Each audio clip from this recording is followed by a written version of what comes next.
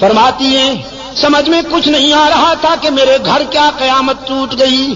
یہ تو ام مصطح کی زبانی پتہ چلا کہ عائشہ کتنی بھولی ہے تو.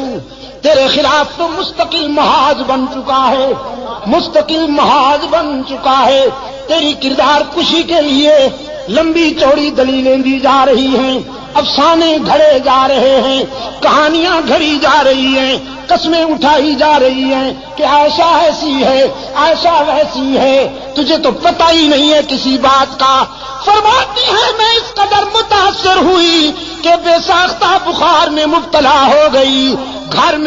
گھر کے اس کونے میں چلی گئی مصلی اٹھا کر جہاں مکمل اندھیرا تھا، تنہائی تھی. ماں نے گھبرائی ہوئی بیٹی کو مصلی اٹھا کر جاتے دیکھا، سوچا کہیں جان سے نہ مار ڈالے خود کو. پوچھا بیٹی کہاں جاتی ہو؟ عائشہ نے کہا چپ رہیے، گھبرائیے نہیں، ہائی کورٹ تو ناراض ہو گیا ہے، ذرا سپریم کورٹ کا دروازہ کھٹکھٹانے جا رہی ہوں. اب اس کے دروازے پہ آنسو بہانے جا رہی ہوں جہاں آدم روتے ہیں، زکریا روتے ہیں، ابراہیم روتے ہیں، یونس روتے ہیں، اور سب کے آنسو پوچھے جاتے ہیں. آج اس کے محبوب کی عائشہ بھی آنسو کا نذرانہ لے کر جا رہی ہے، اللہ کی عدالت میں اپیل کرنے جا رہی ہوں. میرے معبود میرے کردار کو کوئی اور جانے یا نہ جانے، لیکن تو میرے کردار کو بھی جانتا ہے، افکار کو بھی جانتا ہے. یہاں عائشہ نے آنسو کی برسات میں اللہ کی عدالت میں اپیل کر دی. وہاں رحمت عالم صلی اللہ علیہ وسلم نے صحابہ کا اجلاس بلا لیا، صحابہ کا اجلاس بلا رکھا ہے. میرے آقا نے فرماتے ہیں بتاؤ کیا کروں، عائشہ کے معاملے میں رائے دو، کیا کروں. صحابہ رو رہے ہیں، کسی میں جرأت گفتار ہی نہیں، آنکھیں برس رہی ہیں، سسکیاں سنائی دیتی ہیں، آہوں کی آواز آتی ہے. رحمت عالم فرماتے ہیں بولو نا، عائشہ کے معاملے میں کیا کروں، لوگ ایسی ویسی باتیں کر رہے ہیں. ایک آواز آئی اللہ کے رسول اگر عائشہ سے آپ زیادہ ہی کبیدہ خاطر ہیں، اگر آپ کا دل زیادہ دکھ گیا ہے تو آزاد کر دیجئے. نبی کو بیویوں کی کمی تو نہیں، بس یہ آواز اٹھنی تھی کہ فاروق اعظم زارو قطار روتے ہوئے اٹھ کھڑے ہوئے، عرض کیا اللہ کے رسول یہ فیصلہ تو بالکل آخری ہوگا، پہلے یہ بتائیے کہ عائشہ کو آپ کی رفیقہ حیات بنانے والا کون ہے؟ پہلے یہ بتائیے کہ عائشہ کا رشتہ منتخب کرنے والا کون ہے؟ اس نسوانی پیکر کو آپ کے خانوادہ اقدس میں بھیجنے والا کون ہے؟ پہلے یہ ہمیں بتائیے، ہم اس سے پوچھیں گے کہ تم نے کس کے لیے کون سا رشتہ منتخب کیا تھا. رسول کی انگلی آسمان کی طرف اٹھ گئی. اللہ کے رسول کے خاموش کنارے نے، خاموش اشارے نے بلاغت کے دریا بہا دیے، فصاحت کے سمندر موجزن کر دیے. رسول کی انگلی آسمان کی طرف اٹھی، فاروق کی تلوار نیام سے نکل آئی. عرض کیا اللہ کے رسول جس نے عائشہ کو آپ کے گھر میں آپ کی بیوی بنا کر بھیجا ہے، آپ کے گھر سے نکالنے کا اختیار بھی اسی کو ہے. عائشہ پر تنقید کرنے والوں کو میری تلوار کے حوالے کر دیجئے،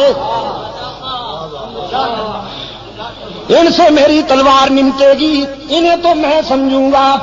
رحمت عالم صلی اللہ علیہ وسلم کی آنکھوں میں آنسو تھے، لبوں پہ مسکراہٹ چمک گئی.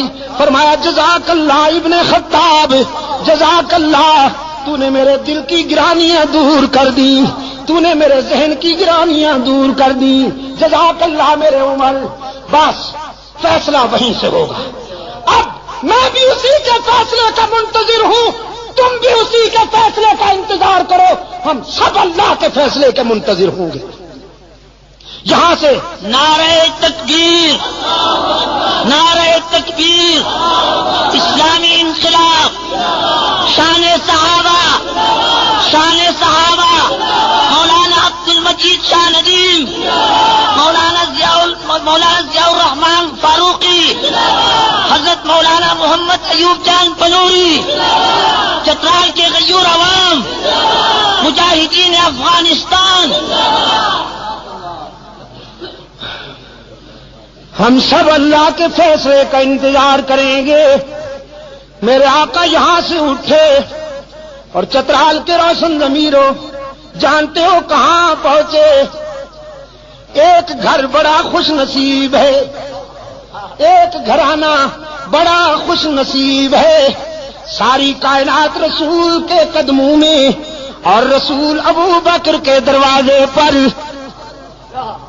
صدیق اکبر کے دروازے پہ دستک ہوئی، دروازہ کھٹکھٹایا گیا۔ حضرت عائشہ کی غمزدہ ماں نے ڈوبی ہوئی آواز میں پوچھا، من بالباب، کون ہے؟ ہمارا دروازہ کھٹکھٹانے والا کون ہے؟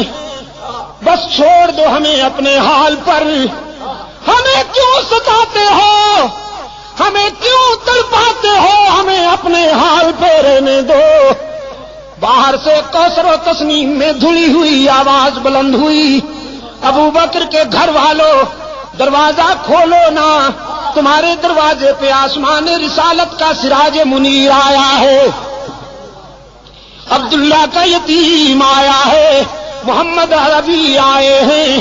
دوڑتی ہوئی آئی ہے حضرت عائشہ کی والدہ، دروازہ کھولا، رحمت عالم صلی اللہ علیہ وسلم کو دروازے پہ موجود پایا، عرض کیا اللہ کے رسول آپ، صبح صادق طلوع ہو گئی، شام غم کو سویرا مل گیا۔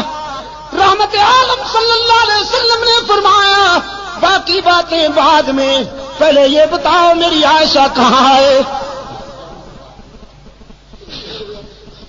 عائشہ کہاں ہے؟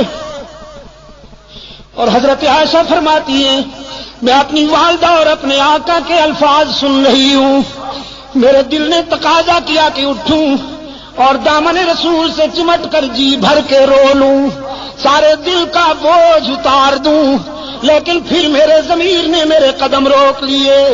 کہاں جاتی ہو؟ جس کی عدالت میں اپیل کی ہے ذرا وہاں سے فیصلہ تو ہو لینے دو، اس کی عدالت کو چھوڑ کر یہ سچ ہے کہ آج تیرے در پہ تیرا محبوب آیا ہے، لیکن اس عدالت کو چھوڑ کر کہاں جاؤ گی؟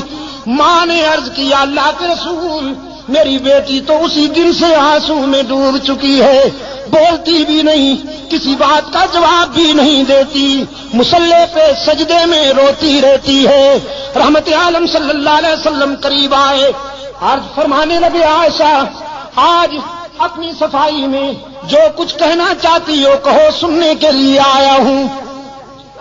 حضرت عائشہ فرماتی ہیں میرے آقا اشکو بسی و حزنی اللہ، آج میرا وہی حال ہے جو ابو یوسف کا تھا۔ فرماتی ہیں میرے غم و حزن کا یہ عالم کہ یعقوب علیہ السلام کا نام ہی بھول گیا، ابو یوسف کہہ کر گزارا کیا۔ آقا میں آج کیا کہوں بھی تو لوگ نہیں مانیں گے، جو کچھ کہنا چاہتی تھی علیم بذات الصدور کو کہہ بیٹھی ہوں اور اسی کے فیصلے کی انتظار کر رہی ہوں۔ وہ یوسف پر الزام کی صفائی دینے والا ہے، وہ موسیٰ پر الزام کی صفائی دینے والا ہے، وہ عیسیٰ پر حضرت مریم پر لگائے جانے والے الزام کی برات کرنے والا ہے۔ آج ابو بکر کی بیٹی بھی اسی کے دروازے پہ رو رہی ہے، میں نے جو کچھ کہنا تھا اسی کو کہہ بیٹھی ہوں۔ رحمت عالم نے فرمایا عائشہ میں بھی اسی کے فیصلے کا منتظر ہوں، اس لیے کہ تیرے بیٹے نے تیری مثل سپریم کورٹ میں بھیج دی تھی، عمر نے تیرا کیس اللہ کی عدالت میں بھیج دیا ہے، میں بھی اسی کے فیصلے کا منتظر ہوں۔ صدیقہ فرماتی ہے میں نے سوچا وہ بڑا بے نیاز ہے، نہ معلوم کب فیصلہ آئے گا، یہ تو معلوم ہی نہیں تھا مجھے کہ ہمیں میدان و ہمیں گو۔ حضور بیٹھے، چہرے پر وہ پسینے کی بوندیں چمکنے لگی جو وحی کے وقت ہوا کرتی تھی، چادر اوڑھ لی اور جسد اطہر پر وہ کپ کپی طاری ہو گئی جو وحی کے وقت ہوا کرتی تھی۔ میں سمجھ گئی کہ کال مل گئی ہے، رابطہ قائم ہو گیا ہے، کانپتی ہوئی اٹھ بیٹھی، دیکھوں فیصلہ کیا ہوتا ہے۔ ماں بھی قریب آ بیٹھی ہے، رحمت عالم صلی اللہ علیہ وسلم پر کچھ دیر وحی کی کیفیت طاری رہی، پھر حضور نے چہرہ اطہر سے چادر اٹھائی۔ حضرت عائشہ فرماتی ہیں میں نے غور سے چہرہ رسول کو پڑھا اور رسول کے چہرے پر نظر پڑتے ہی میرے ضمیر نے مجھے بشارت دی، عائشہ مبارک ہو تو کیس جیت گئی، تیری شام غم ختم ہو گئی۔